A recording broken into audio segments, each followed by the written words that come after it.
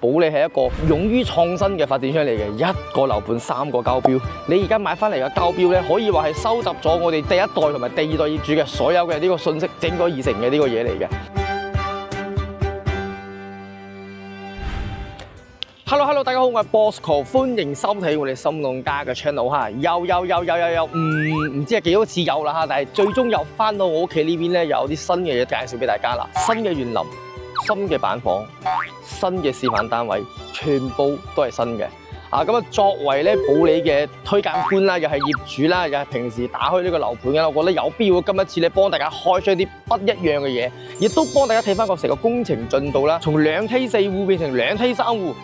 有啲咩蠱惑咧？嗱，順住個鏡頭咧，咁啊 Bosco 咧就開始幫大家拆解呢啲問題嘅。咁而家我哋身處嘅位置咧，其實咧已經係屬於我哋天軍呢一邊嘅呢一個園林位置啦，亦都係最新開放嘅位置嚟嘅。咁啊呢一座咧，就是我啲屋企，亦都是廣大業主們嘅屋企11座。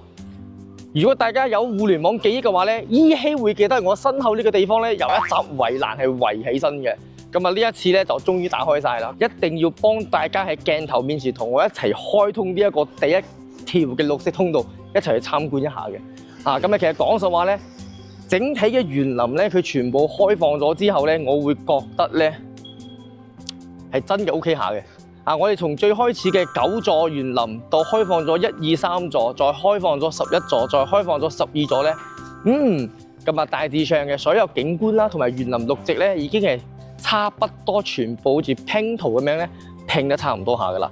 咁啊右手邊呢度咧就係我哋嘅北向嘅門口嚟噶啦。北向呢邊咧係承載住可以人車分流咁樣入嚟嘅。咁啊出面有一條路咧喺度整緊嘅，方便車咧就可以行駛入嚟嘅。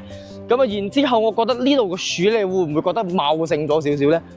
嗱，呢度嘅成個感覺，包括佢好似採用咗好多網紅嗰啲樹啊，佢種喺呢個地方啊。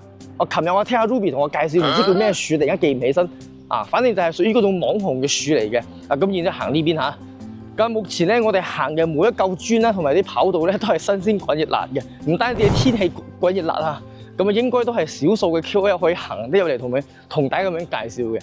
咁啊應該就屬於 Bosco 呢邊咧，就屬於係得到咗呢一個優勢，就因為住喺呢邊，可以落嚟即時就可以爬。咁啊呢一次咧，我哋主要介紹嘅咧就係我哋嘅13座，就係前面嗰一座冇着衫嘅，冇着衫嗰座係13座嚟嘅。咁啊成個樓盤咧，佢13座呢邊咧都係全部朝南向嘅。咁啊然之後咧，物業管理費咧係2蚊9毫8啦。咁啊然之後嘅話咧，就係明年嘅26年嘅上半年咧會收樓嘅，要等1年嘅時間。咁然之後左手邊呢邊咧就係我哋嘅12座，臨近收樓嘅。咁啊如果有買咗12座嘅觀眾朋友咧，恭喜大家！保利咧有一次咧就遵守咗佢嘅合同嘅諾言咧，就如期收樓翻噶啦。下面嘅綠化，包括裏面嘅整備咧，已經係七七八八噶啦。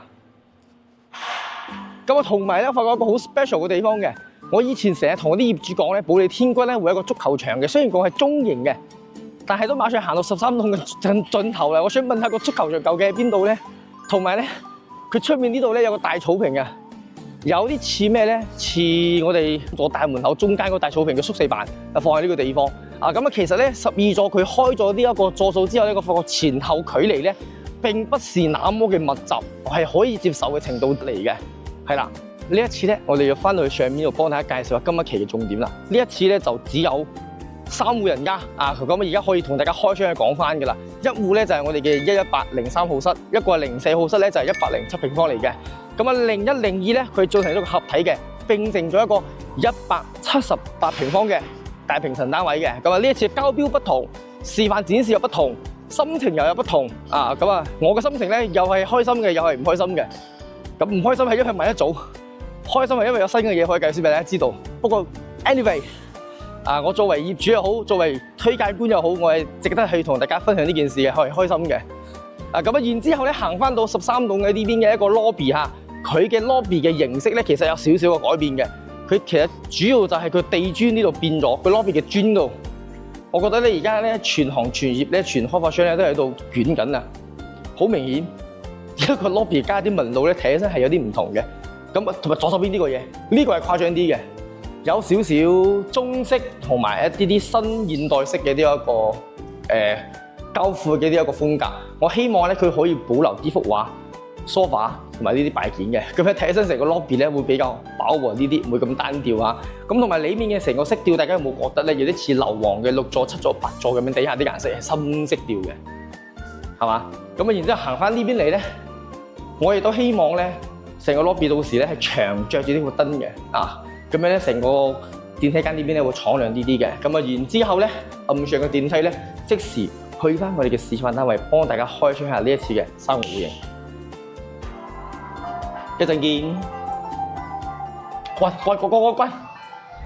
話不多說，嚟睇一下我哋13座呢邊嘅最新交標嘅107平方啊！咁啊，大家可以見到咧呢個框架就係最終而家現成買翻嚟嘅交樓標準嚟嘅，唔論係色調、地磚定係成個顏色嘅搭配，睇起身咧都係史無前例嘅一個舒服感同埋幸福感咧係拉高嘅啊！咁呢個板房有咩唔同咧？今集視頻話俾你哋知。首先啊，翻門口呢個位置先，呢個 area 大家有冇覺得少咗咩咧？冇錯，少咗個玄關，一直俾大家去並購呢個玄關嘅位置咧，就終於拆咗佢。點解要拆咗佢咧？好多觀眾可能唔明白，其實就係因為保利交標嘅呢個玄關櫃呢個色調咧，好難配合到大眾嘅口味，所以咧聽取咗民眾嘅説聲同埋心聲咧，就拆咗呢個櫃。佢轉變成嘅咧就係左手邊呢間陽光房，即係佈建出嚟嘅房間咧，係鋪咗個複合型嘅地板，再加埋個風窗處理嘅。啊，佢並不是減一，佢係1等於1。咁然之後就門口呢個位置啦，我記得3座嗰陣時嘅2單元啦，即係3槓 B 座開示範單位交標嗰陣時咧，呢個門係同款嘅，但係咧佢有啲 bling bling 好多啲磨砂噶嘛。但係咧好多業主話咧，其實一啲都唔好搞清潔嘅，好容易留指紋㗎。OK， 我哋將呢次嘅磨砂delete咗佢，啊就變成咗光面嘅，啊就變成咁樣啦。咁啊，然之後咧入到呢個地方，大家會發覺到嚇，我哋地下用嘅地磚，佢嘅闊度、佢嘅長度咧，全部都係拉闊咗嘅。我記得呢個磚係用咗75公分定係85公分嚟做嘅呢個闊度嚟嘅，同埋成個色調咧，佢雲石嘅灰色調嚟嘅。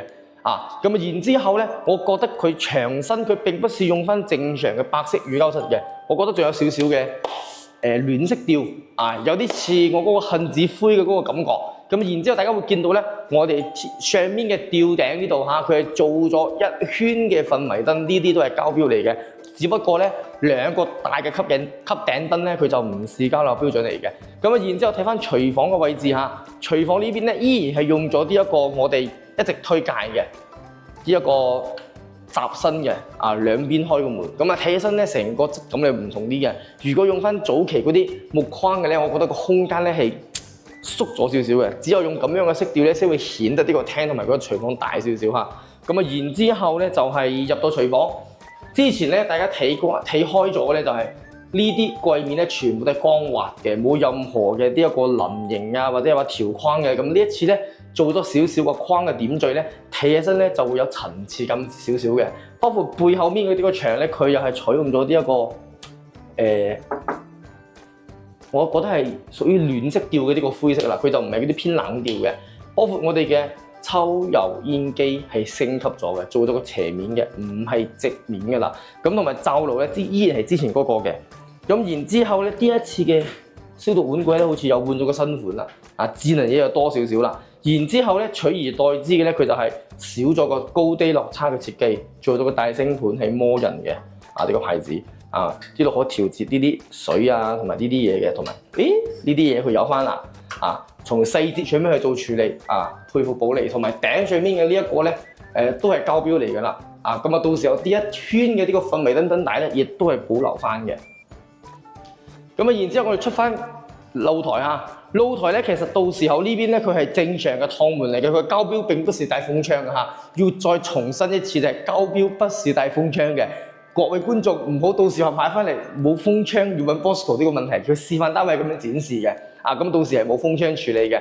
咁我哋就可以睇一下啦。呢一次嘅呢一個107平方係13座呢邊嚇。咁啊，其實咧而家目前係真係開揚嘅，但係咧要同大家講明咧，就係前面嘅4座、5座咧，佢會起樓嘅。咁啊，到時候咧都係以園林景觀咧為主要景觀嚟嘅。啊，但係不緊要啊，我覺得咧買後排嘅10到13座咧，佢依然最靚嘅 view 咧，都係我哋嘅人才公園景觀嚟嘅，大家可以睇睇下。嗱，直面住而家早上嘅人才公園，其實係舒服嘅，同埋係透亮嘅。咁啊，大家見到咧，喺我哋成條路軌嘅左前方同埋左邊嘅嗰個空地咧，到時全部都係做公園嘅。包括右手邊嘅順住個橋墩出嚟嘅位置咧，全部都係做綠化帶嘅。包括我哋面前樓下呢一個位置咧，到時都係做商業嘅，只有4到5層嘅層高，所以大家揀107平方，15樓向上眼咧就絕對冇問題嘅。包括而家在售嘅2樓到15樓咧，其實景觀咧，如果你落到去樓層下面咧，全部都係放大化景觀嚟嘅。包括呢一次咧，佢上面呢一個雲台石咧都幫你做好晒，呢個都係細節嚟嘅。一般咧佢係唔做啲點綴嘅。雙層嘅隔音玻璃啦，又有啲斷橋嘅呢一個窗啦，其實阻尼感覺我覺得係 OK 嘅，冇咩太大嘅問題舒服㗎，大家可以睇到。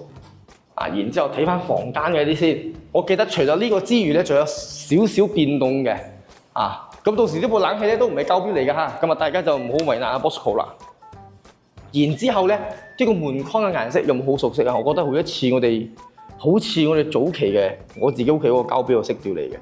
佢都係嗰啲木淺淺地咁樣嘅感覺然之後嚟到洗手間啦，洗手間嘅呢個台面咧，同埋呢個俾我並購咗成2年嘅洗手台咧，佢終於變成方形啦唔係嗰啲小圓形嘅，即係你洗啲嘢咧，啲水真係會濺到處都係嘅。咁用方盤咧，我覺得個實用性又大咗好多嘅水喉位、水龍頭呢啲咧，變咗啦，睇到未同埋咧，保利咧都同開張其他地盤咧就捲起身啦，上面可以放你收納噶啦。咁下面啲嘢咧就唔需要擺放。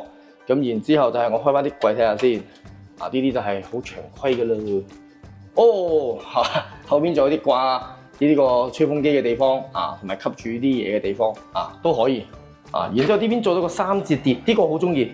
呢個嘅設計嘅呢個觀感包括呢個色調我非常之中意嘅。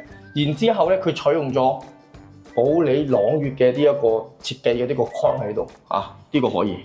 然之後咧就係成個洗手間，大家有冇覺得佢用咗咩色調先？柔光磚佢終於聽明白咗我哋講啲咩，佢唔係用啲滑磚知唔知亦都唔係用啲大理石光白劇咁樣嘅，佢用啲柔光磚比較暖少少嘅色調。咁呢度嘅淋浴咧就終於用翻咗多功能嘅魔人啦，唔係之前我哋第一批嗰啲啦。如果係但凡佢交標去呢個，我都唔需要換我嘅淋浴裝置。然後成日俾我去吐槽嘅上面嘅呢一個抽風機排風扇，佢換咗啦，佢換成咗集成嘅浴霸，大家可以睇翻呢邊嚟，我哋有個裝置呢邊。佢終於變成咗呢個嘢啦！希望呢一次交標咧，唔好再俾我並購呢個問題啦！照明擺風換氣取暖呢啲嘢咧，全部幫你搞掂晒。然之後咧，我哋北向呢邊都係間房間嘅，我哋107平方。佢係做4房嘅，亦都係我哋天君咧目前咧在售嘅積數裏面嘅屬於明星戶型亦都係港人街坊咧比較喜歡嘅積數之一。然之後翻呢個南向房間大致上咧冇咩變化，黑色嘅踢腳線啦，複合型嘅木地板啦，飄台嘅呢個磚嘅呢個色調咧就偏白少少嘅，有啲紋路咁樣。咁呢啲掣咧全部用翻公牛嘅呢一個掣啦，阻尼感都幾唔錯下嘅。咁然之後咧就數翻我哋嘅主人房先啦。呢間主人房咧，我覺得換咗個色調咧，睇起身有啲唔同嘅感覺喎。你睇翻我哋右手邊嘅呢一個套房，佢嘅鏡咧，佢係用咗呢一個。洗手間裏面係用咗個全身鏡佢鋪到盡頭嗰度係個鏡，大家有冇見到我覺得呢個對女士嚟講咧，男士嚟講咧都係個福利嚟嘅。點解咧？平時好似我話裝修改變一切嘢，就係用咗柔光磚之後咧，成個洗手間我覺得係大咗呢啲嘅，係偏大身咗少少嘅。好似平時我早上要焦頭咁樣咧，我就唔使固定嘅呢忽鏡，我可以呢度，我全部可以用埋佢。但係有個問題就係呢個台面咧，我覺得係偏矮咗少少嘅。對於我咁樣嘅身高嚟講咧，其實佢係有啲難受正常嚟講應該係到我腰間呢個位置嘅，咁可能低少少，可能要 update 呢啲啦。不過後期大家再修改或者話到時再提建議都冇問題嘅所以話呢個總體咧就係我哋107平方嘅新版式嘅呢個交付標準咁更新嘅速度慢咗少少，但係咧不妨礙 Bosco 呢邊咧幫大家做翻個全新嘅拆解同埋做翻個推介嘅。然之後咧，我哋首推嘅13座嘅107平方咧，大約只係有2到15層咁樣加推出嚟嘅價錢。整體嘅價錢咧，應該會係16,500左緊嘅。total 總價應該會係180萬左緊。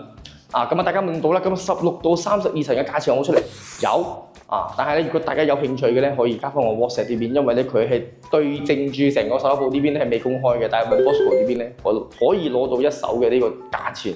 同埋景觀嘅因為大家都知道啦，保利平時我做開啦，同埋做翻業主啦，所以想睇邊個樓層嘅資料，或者話想做邊個銀行嘅上會，甚至乎我想低首期上車，甚至乎我想做啲翻啲首期嘅分期，冇問題，通通交俾 Bosco 呢邊，全部幫你搞掂佢。然之後咧，開頭講到嘅兩梯3伙，除咗107同埋118，仲有一伙，究竟係咩樣子咧？一陣幫大家拆解下。OK， 咁我哋翻到咗我哋兩梯3戶嘅最 special 嘅一戶咁大家冇睇錯嘅，就係同我哋之前介紹嘅兩間89打通咧係同樣嘅道理。成個13座咧就變成咗2部 lift 3伙人家，咁呢其中一伙咧就係兩間89打通埋，變成咗178平方嚟嘅。咁而家我哋所處嘅呢個板房咧，亦都係佢最終嘅交付標準嚟嘅。咁今一次咧有好多嘢講，但係咧我仲係想從門口開始咧同大家介紹下先嘅。咁你會見到咧，其實咧，我哋保利天君從電梯走廊位出嚟咧，大家可以見下先嚇。囉嗦少少大家放少少耐心聽我講完先。正常嚟講咧，出部 lift 之後咧，左邊一戶107，右邊一戶就118，兩戶嘅。咁經過一個門入去兩戶係89嘅，而家打通咗，所以就變成咗一戶。咁成個電梯間大家會見到咧，成個燈光嘅色彩地磚嘅呢個柔光磚會讓成個13座嘅呢個走廊會咧，走廊嘅空間睇起身咧就會溫馨啲，同埋咧會睇起身會光亮少少嘅。然之後咧，我哋之前89平方係9座嘅示範單位，未有同大家介紹咗咧，就係佢係會利用翻呢個空間，佢出面呢邊咧，佢都可以包一層板上去嘅，可以讓你屋企變得好特別。一打開呢個消防門咧，就知道呢個係你獨一無二嘅屋企。然之後喺呢個位置。大家可以做翻一個大型通到頂嘅一個玄關櫃咧，就可以將個鞋櫃咧就擺喺呢個地方嘅。呢個位置咧就可以放埋一啲平時成日着到啲鞋啦，或者啲雜物咧就可以收納喺呢個地方嘅。唔好問我點解可以咁樣做，因為呢度全部都係你嘅公共空間。正常嘅常規嘅交付門啦，我哋喺上一個板房講咗噶啦。咁我哋翻嚟睇翻成個框架先。然之後有幾個地方要重點提一提嘅係，首先呢個地板同我哋107平方嘅呢個地板咧，其實係一模一樣嘅，但係佢嘅紋路咧會更加深少少，大家有冇發覺到？然之後咧就第二個，我哋係呢一次嘅交標，成個兩個89打通咗嘅178平方佢嘅客廳嘅風管機咧係交付標準。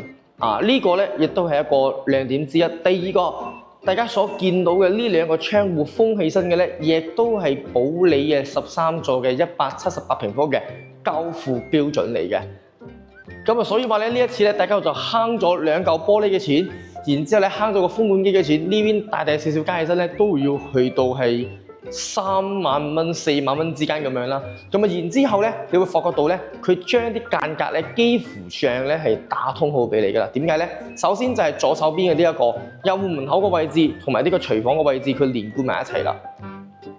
其實如果再極端少少咧，其實我係可以咁樣操作嘅，將呢幅牆嘅半身咧我都拆咗佢，呢邊做一個拉鏈式嘅咁樣嘅一個開放式廚房，咁呢邊咧就可以延伸出一個我哋嘅餐廳位置。呢邊咧個空間咧就會放大好多嘅。大家會問到咧個雪櫃擺喺邊度Bosco， 一陣先聽我分析完，你就睇下啱唔啱咁樣嘅格調先。然之後咧，我哋嘅廚房嘅交標咧，佢嘅水喉位啦、操作台啦，包括佢嘅呢一個櫃板啦，幾乎咧換咗新嘅樣式嘅。包括我哋攝影機嘅右手邊呢邊咧，仲多咗個獨立出嚟嘅消毒碗櫃。咁後期咧亦都可以修改成我哋嘅洗碗機。呢一次咧係氛圍燈多咗嘅，所以成個屋企睇起身咧會溫馨少少。然之後我哋啱啱講咗啦，呢幅牆剝咗之後咧，做咗個連貫式嘅一個開放式嘅廚房之後咧，我係想將呢個位置吉出嚟嘅位置咧，你可以做翻一啲西廚嘅空間，做翻個餐邊櫃係集體起身嘅。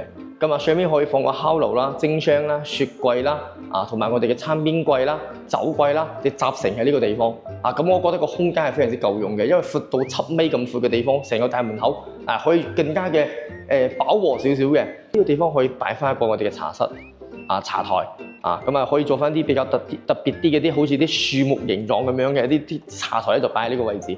如果呢個唔擺茶台都冇問題嘅，你可以將你個梳化擺喺呢個位置。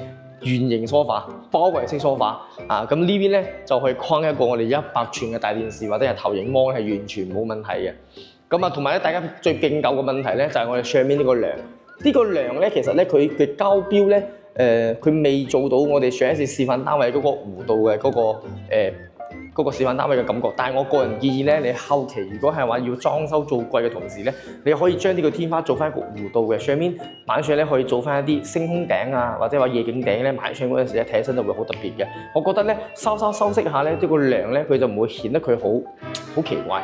但係因為佢係屬於成體嘅呢一個承重牆咧，呢個梁咧佢必須要存在嘅，所以大家咧亦都唔需要太糾結啊，因為修設計下咧就可以打消好多念頭嘅，包括我哋天花上面嘅所有嘅氛圍燈，呢啲都是交付標準。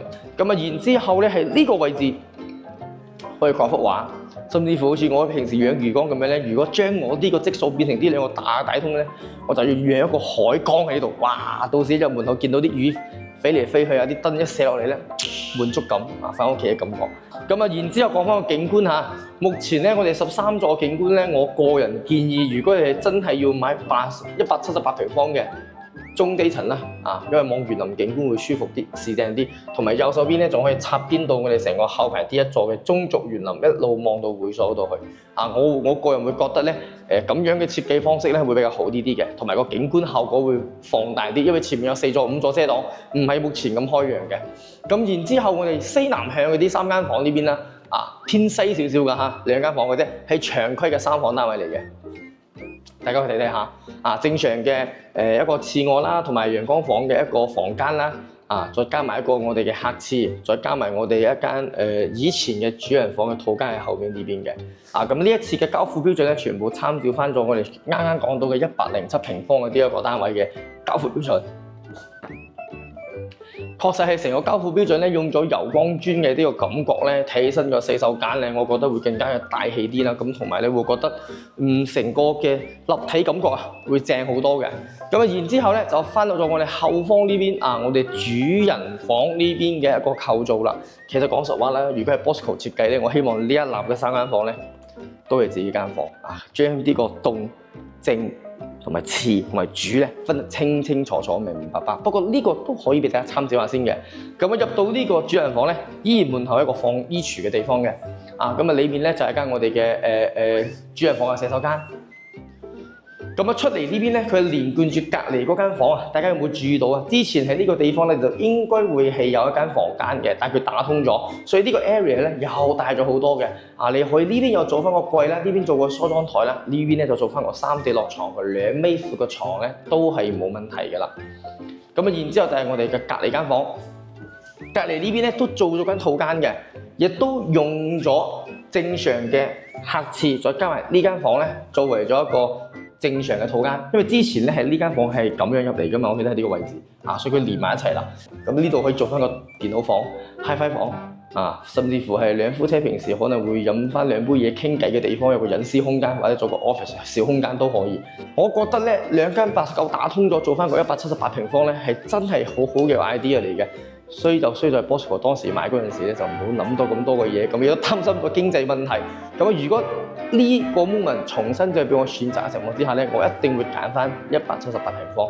我覺得13座嘅最大嘅特點咧就係呢一間示範單位嚟嘅。所以大家咧如果想要喺東區呢邊咧揀翻啲優質嘅樓盤，又想一個空間大啲啲，又想慳心啲、慳力啲嘅，我覺得呢個樓盤好啱大家。唔論係啱啱介紹到嘅我哋嘅橫廳，甚至乎呢個超大型嘅呢一個178平方咧，都好適合目前大家正在喺中山 search 緊啲大積數，甚至乎空間大啲嘅，同埋大露台嘅2種戶型咧，都可以滿足大家嘅。咁如果大家感興趣嘅，一定要做翻我上面嘅 QR Code Bosco 呢邊，專人幫大家去講解，專人去幫大家實體樓勘測，同埋做翻啲靚仔嘅價錢咧，帶俾大家。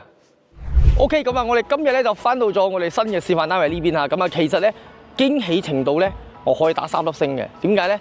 雖然我個戶型已經係好常見，我覺得嗰3粒星擺喺邊度咧？首先係 lobby 嘅改進啦，同埋成個示範單位嘅呢個裝修嘅細節點綴啦，可能咧並不是話使咗好多錢嘅，但係我個人會覺得咧會有誠意少少嘅，就真係領應咗嗰句説話，就係保利係一個勇於創新嘅發展商嚟嘅，一個樓盤3個交標。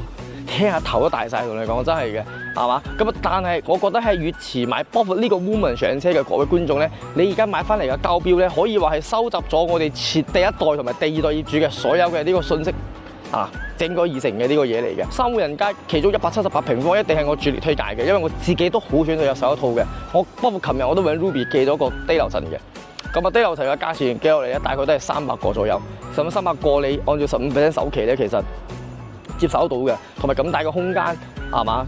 對於我嚟講，我係接受到保利嘅所有嘢嘅，包括呢個 location 嘅所有嘅呢個規劃咧，其實我 OK 嘅，接受到嘅。包括呢一次嘅園林咧，再開放咗咁一匹，你會見到已經差唔多幾乎連貫晒，就爭前面嘅4、5座咧，我哋嘅園林咧就100%咧就可以呈現俾大家知道㗎啦。包括我哋園林嘅保護情況咧，亦都算係良好嘅階段嚟嘅。可能有少少細節方面啲嘢咧，未必做咁好啦，但係我覺得咧係更新同埋進步嘅過程嘅。包括咧，我近排咧好頻繁咁樣帶客戶翻嚟呢邊代睇啦，即係睇翻樓盤呢邊啦。好多各位觀眾睇完市區啲中心裏面嘅東區樓咧，再翻到呢邊咧，佢係中意咁樣嘅正宗大旺嘅感覺嘅。我覺得就係真係就係蘿蔔青菜咧就各有所愛嘅。我個人覺得就係大家如果需要時間俾佢發展嘅，你想要更加好嘅城市嘅呢一個氛圍嘅話咧，揀天君絕對唔會有錯嘅。雖然講4.0出嚟咗，但係咧天君咧亦都係進步緊嘅。佢178平方，亦都唔差於4.0嘅。可能輸到冇大露台啦，但係空間上面咧，隱私性方面啦，包括呢個格局上面咧，佢都係可以媲美得到嘅。所以咧，如果大家中意呢個樓盤咧，就記得啦，掃翻我上面嘅 QR code。我唔單止係業主，亦都係我哋嘅專業嘅經紀啊。咁啊，所有嘅方案咧都可以俾到俾大家嘅低首期啦，或者係話長規首期啦，或者係付批啦，或者係結匯啦，或者係辦手續啦，或者係做按揭啦，或者係收樓啦，或者係裝修啦，冇錯，通通都係我 Bosco 一個人搞掂晒嘅。如果條片有幫到大家嘅，點個 like 俾我，或者將個視頻 share 翻，我係 Bosco，我哋下期再見，拜拜。好的，要开账号吗？有啊，就这样就行。开始了已经。开始。